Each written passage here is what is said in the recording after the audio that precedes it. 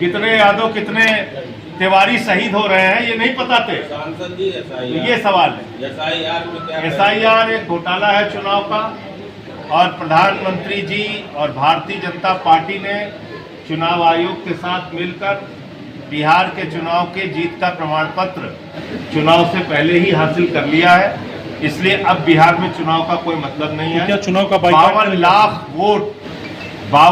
Vote काटे जा चुके हैं। बहिष्कार के सवाल पे हमारी पार्टी जो निर्णय लेगी उसके बारे में तब आपको आधिकारिक जानकारी देंगे, लेकिन मेरा अपना मानना है कि 52 लाख वोट कटने के बाद अब बिहार के चुनाव का कोई मतलब बचता नहीं है।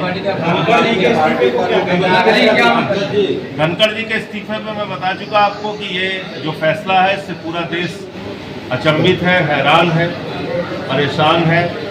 लोगों को समझ में नहीं आ रहा ऐसा कैसे हो गया, तो इसलिए प्रधानमंत्री जी को स्थिति स्पष्ट करनी चाहिए। चलिए अच्छी बात है, स्वास्थ्य कारणों का हवाला दिया गया था, विदाई समारोह तो कर देते भैया, वो काहे नहीं किए। जिस तरह चुनाव आयोग और विदाई समारोह में तो स्वास्थ्य कारण कोई समस्या नहीं लाता, 5 मिनट बुला के उनको एक विदाई समारोह कर देते।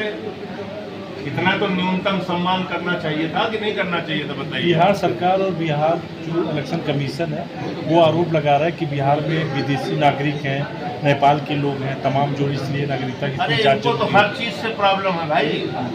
आप बताइए, संतोष नाम के एक व्यक्ति का वीडियो है, कहिए मैं आपको दिखा दूं।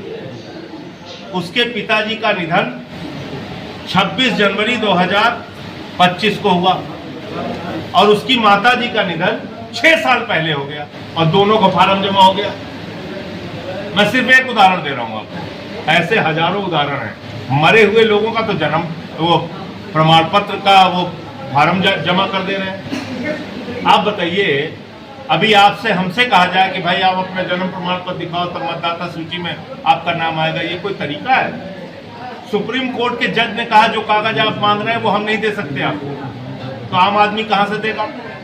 इसमें गरीबों का, दलितों का, पिछड़ों का वोट बड़े पैमाने पे कटेगा। और एक बात मैं आपको बता दूं, ये जन्म प्रमाण पत्र मांगने का तो कोई कारण ही नहीं बनता, क्योंकि जब आप आधार कार्ड बनाते हैं उसमें बायोमेट्रिक लेते हैं, रेटिना लेते हैं, उसमें सारी जानकारी लेते हैं। आपकी खुद की मतदाता सूची जिसके आधार पे लोग वोट डाल चुके हैं, आप कह रहे हैं उसको भी नहीं मानेंगे। आपका खुद का वोटर कार्ड जो दिया हुआ उसको भी नहीं मानेंगे आप, तो आप मानेंगे क्या? इसका मतलब आपका मिला जुला खेल चल रहा है। सांसद जी, दिल्ली में थाना स्तरीय समितियां गठित हो रही है, उसके अलावा जो 1.5 लाख में मोबाइल और 1.25 लाख के मोबाइल पर क्या करेंगे आप? अभी सुप्रीम कोर्ट ने भी चिंता जाहिर की है दिल्ली में जिस तरीके से अपराध बहुत तेजी के साथ बढ़ रहा है, और मुझे लगता है कि ये थाना स्तरीय कमेटी से काम नहीं चलेगा। वहाँ जो मौजूदा सरकार है भारतीय जनता पार्टी के, उनके नेता ये लोग खुद ही वसूली करने में लगे हैं। थाना कहाँ से इनके कंट्रोल में आ जाए? फिरोजाबाद का भी मामला सामने आया, गोरखपुर का भी मामला सामने आया, क्या आप सांसद तो ये इसके निश्चित रूप से उठाएंगे। अभी मुझे जानकारी कल मिली इस पूरे घटना की और मैंने उस पर ट्वीट भी किया है। मंडे को जब सदन शुरू होगा तो इस मामले को संसद के भी अंदर उठाएंगे हम, और ये निश्चित रूप से बहुत ही गंभीर मामला है। जब महिला पुलिस उत्तर प्रदेश में सुरक्षित नहीं है तो आम महिलाओं का और बेटी बचाओ के नारे का क्या होगा? सांसद जी, ये थाली बजाओ और संग बजाओ जो कि रिलेटेड कॉन्सेप्ट है, ये आम आदमी पार्टी क्यों अब इसको? भैया उनका कॉन्सेप्ट झगड़ा कराने के लिए था, हमारा कॉन्सेप्ट है बच्चों का स्कूल खुलवाने के लिए। बच्चे रो रहे हैं गेट पकड़ के, वो योगी जी को सुनाई नहीं दे रहा है, तो हम शंख बजाएंगे, थाली पीटेंगे। हो सकता है मोदी जी को सुनाई पड़े, क्योंकि देखिए मोदी जी का तरीका क्या है, वो कहते हैं कोरोना से ठीक होना है, दवा मत करो, ताली बजाओ, थाली बजाओ। तो हमने डपोर शंखों के लिए ये योजना लागू की है कि हो सकता है डपोर शंख इससे जाग जाए, शंख बजाने से, थाली बजाने से, क्योंकि वो सही रास्ता तो सुन नहीं रहे, बच्चों के आंसू देख नहीं रहे।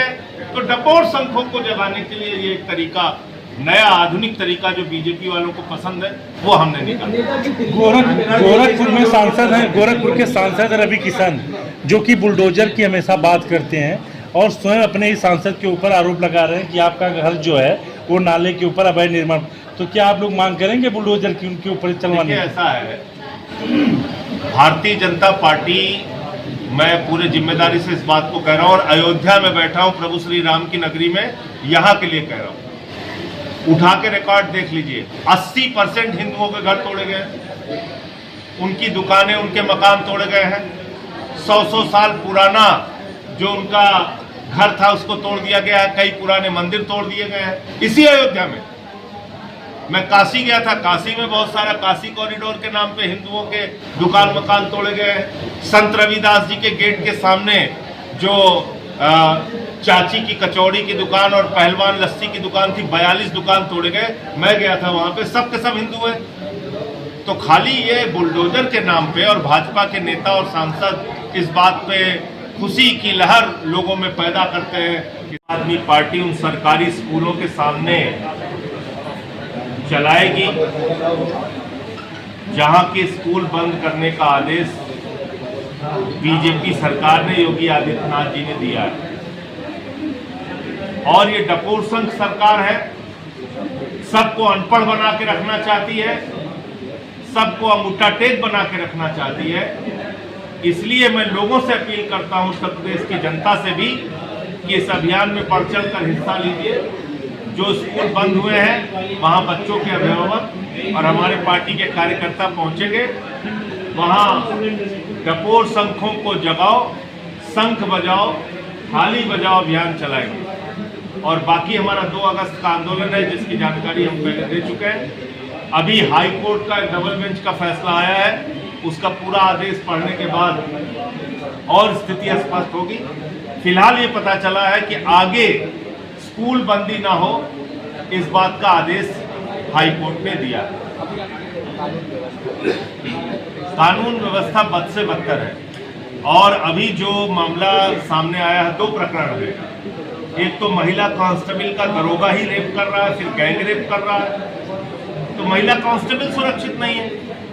और दूसरा ट्रेनिंग सेंटर जो मुख्यमंत्री जी के गृह जनपद में है, गोरखपुर में, तो वहां महिला पुलिसकर्मी जो ट्रेनिंग के लिए गई हैं, उनकी कंप्लेन तो बहुत ही गंभीर है। कह रही है बाथरूम में कैमरा लगा हुआ है, उनकी तो इज्जत के साथ खिलवाड़ हो रहा है। रोते बिलखते जो उनका वीडियो सामने आया है, उस पर सरकार को संज्ञान लेना चाहिए और जो लोग इसके लिए दोषी हैं उनके खिलाफ कार्रवाई